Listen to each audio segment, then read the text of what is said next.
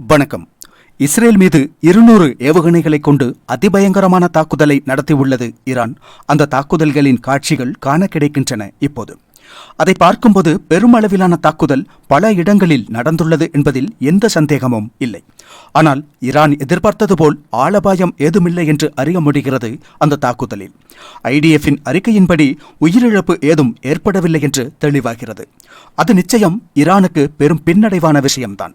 காரணம், மொசாடின் மையங்கள், இராணுவ தளங்கள் உட்பட முக்கியமான இடங்களை குறிவைத்துதான் தாக்குதல் நடத்தியுள்ளது ஈரான். ஆனால் அந்த தாக்குதல்களில் ஈரான் எதிர்பார்த்த அளவு பாதிப்புகள் இல்லை என்று கூறுகிறது இஸ்ரேல். காட்சிகளை காணும்போது பெரும் ஏவுகணைகள் பாய்ந்து செல்கின்றன. அவற்றுள் சிலவற்றை இஸ்ரேலின் வான் பாதுகாப்பு அமைப்புகள் வானில் வைத்தே தடுத்து அழித்து விடுகின்றன.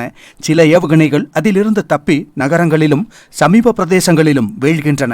அங்கெல்லாம் வானளவிற்கு நெருப்பு பற்றி படர்வது தெளிவாக தெரிகிறது.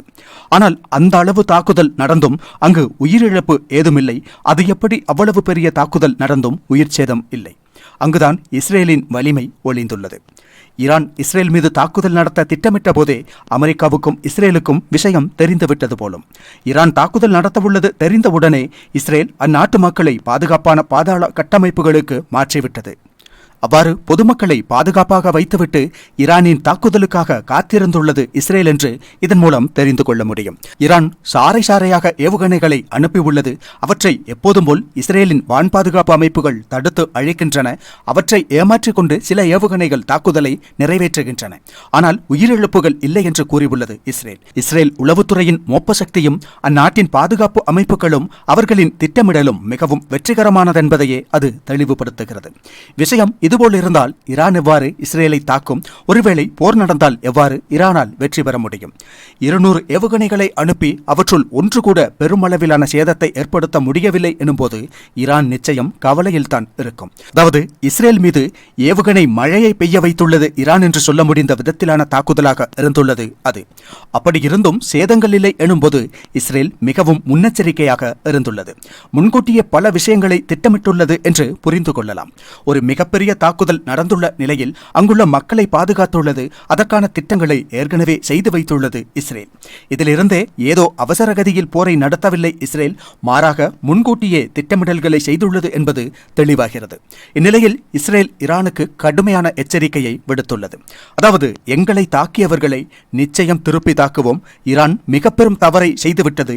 அதற்கான தண்டனையை அனுபவிக்கப் போகிறீர்கள் நீங்கள் என்று கூறியுள்ளார் இஸ்ரேலிய பிரதமர் நெதன்யாகு.